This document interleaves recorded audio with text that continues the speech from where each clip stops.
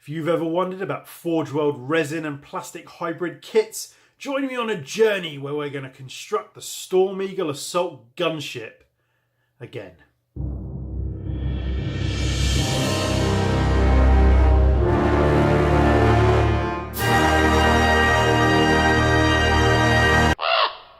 Hi guys, I'm Mike back again with a bit of a different video, but still the same. In this video we're looking at some Forge World purchases that I picked up yesterday actually, as of the time of recording of this film. And what I wanted to do was just go through my process of opening something from Forge World from the first time, going through the components, doing a bit of an inventory and taking you along for the journey. Those of you that have watched my previous videos will know that I've been concentrating quite heavily on a 30k Death Guard Legion for quite some time now, the last sort of coming up to 2 years really, sort of 20 months, 22 months. I've been doing this Death Guard 30k Legion and it is looking glorious in my opinion, and yeah, nearly done. So Mortarion is finished. I'll be doing a video about him soon-ish, I expect. And now I'm kind of moving on to my Loyalist 30k Legion, which is going to be the Rave Guard. I have already painted up a Xiphon interceptor for that, and I was at Forge World yesterday and I picked up a couple of other bits for my Raven Guards basically. So what I picked up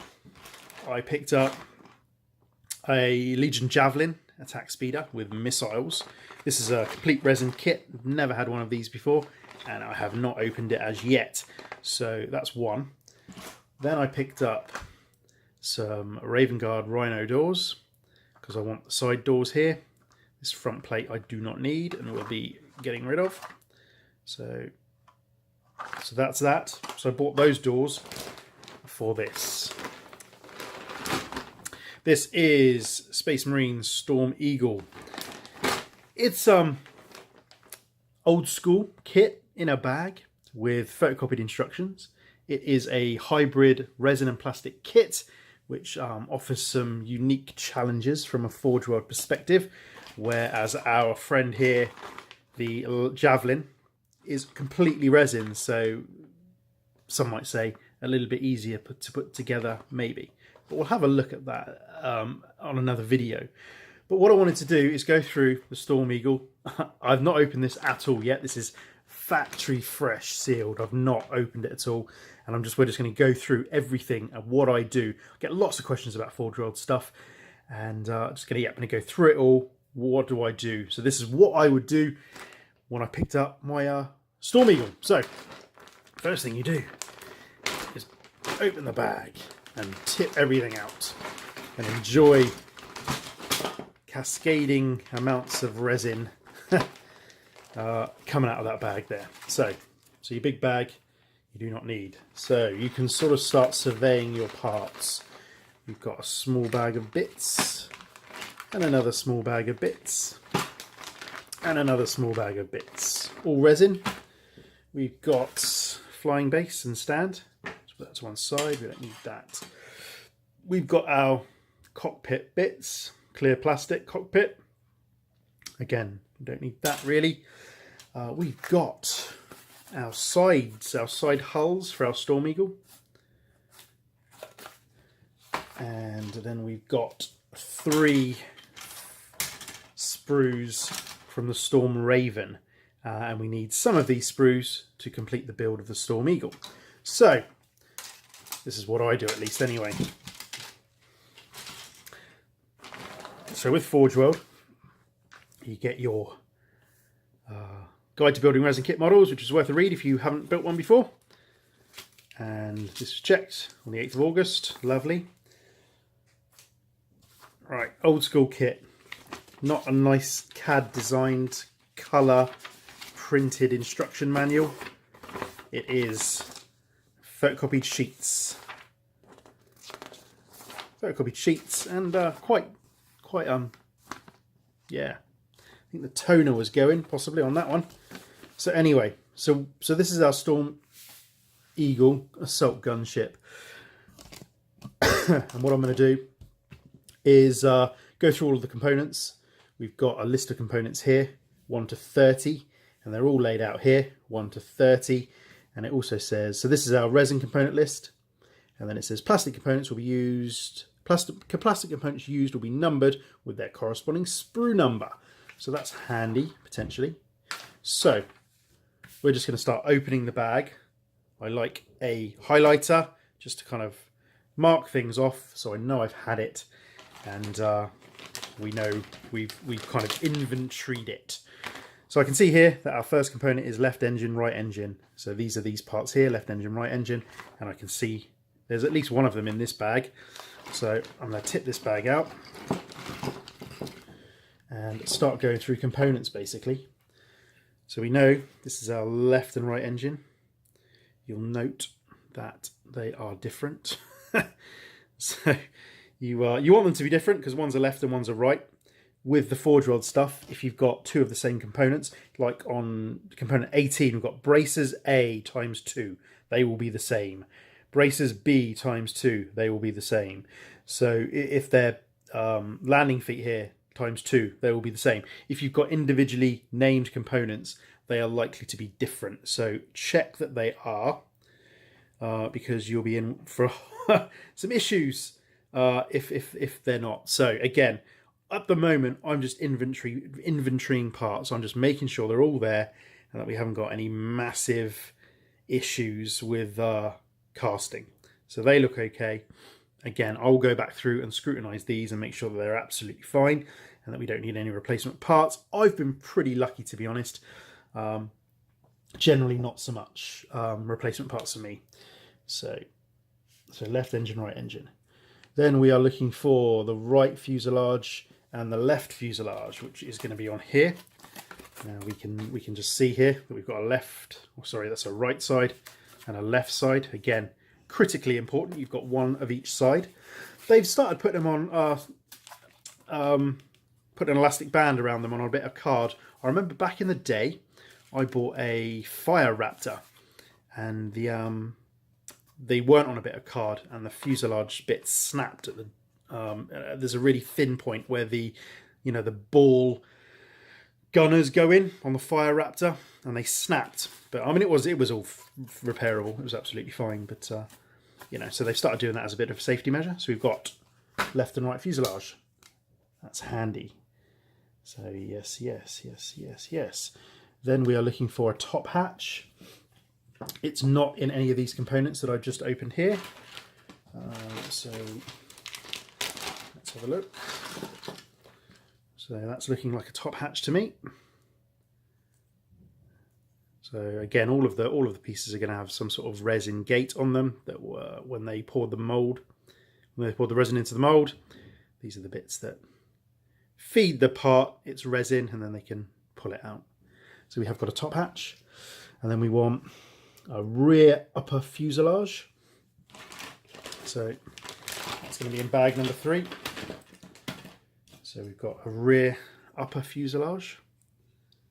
And again, I just have a look through, make sure there's no kind of massive issues with mold slippage. You can see a kind of sheen over it, which is the release agent, which is fine and as expected. So we've got a rear upper fuselage. So that's part 6. So that's our top hatch, rear upper fuselage. Then we want part 7. We want a left top wing. Could be anything. What am I looking for? A left top wing. So a left top wing and a right top wing. I kind of want to do this live, really, so I don't want to turn the camera off and sort of hunt for bits. I'm just trying to do this as I would do it, but I can't see. Can't see what the bit looks like.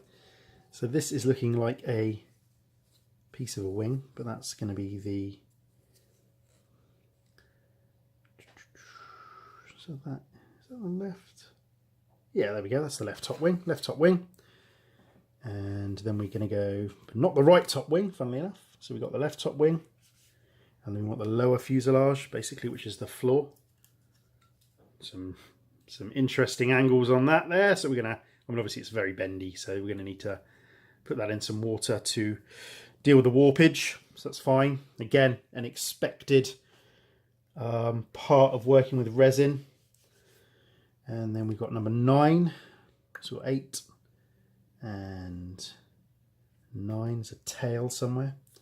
So that's the tail. No, it's not. That is not the tail. This is the tail. So that's part 9, the tail.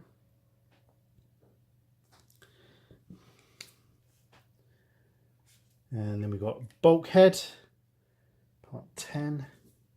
Yep, so we've got our bulkhead there, which is going to give some structure to the Storm Eagle itself. This you'll probably never see once it's been built. So that's the bulkhead. And then we've got 11 and 12, the left and right canards, which are these. So again, we can see we've got a left and a right there. Lovely.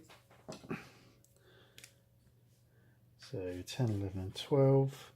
Then we got the right top wing. So we had the left top wing over here, and this is the right top wing. So again, just make sure you've got one of each, and you can see here that we've got some detailing here that's not over here. So fairly confident there. Plus they're, you know, clearly opposite. So we have got a left and a right there. So that's the right. Then 14, we want the left landing gear compartment and the right landing gear compartment, which is going to be these two sections here. So again, just making sure. So we've got, you know, they're not the same, they are opposites. So the gate snapped off there, but that's fine. There's no kind of damage there, it's snapped off clean, so I can, you know, sort that out. So anyway, left and a right there. Just left and right. Then 16 and 17 are ailerons. So we got 16 and 17 there. So again, left and rights. Got some cleanup to do in here. But again, this is looking like a pretty decent casting, if I'm honest. So we've got left and right ailerons, 16 and 17, then 18, we've got braces, 18, 19, which are these, I believe. So again, it's like I said, they're going to be exactly the same because they're times 2. So we've got braces A and braces B, so 2 of each, whatever they are. I have built a Storm Eagle a couple of years ago for my Blood Angel army, but it's always interesting going back to them and looking at them again. So 20, we've got a missile pod, left and a right missile pod. And again, we've got the sort of housing bits here, or the attachment points, so left and a right. We are getting there. So that's components 20 and 21. Then we're looking for a rear door, which will be this. Some nice detailing. And then we want 23 and 23's landing legs.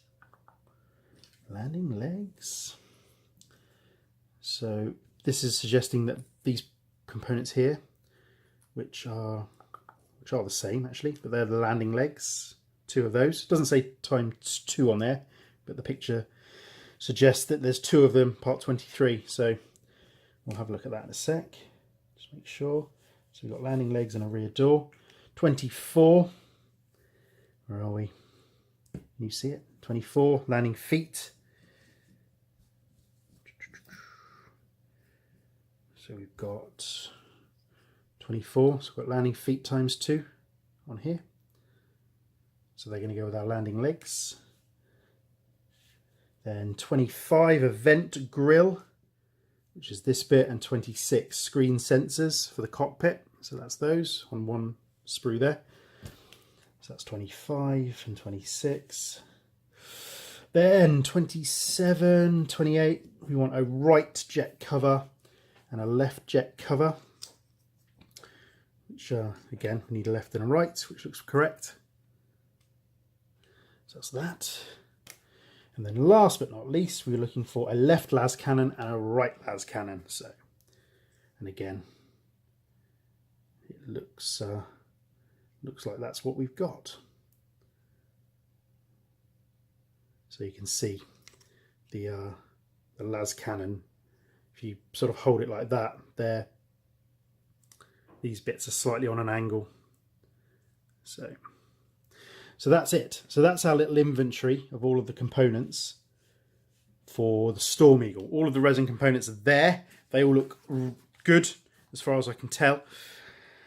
And then, then what we want to do, or what I will do anyway at least, is start washing all of these components.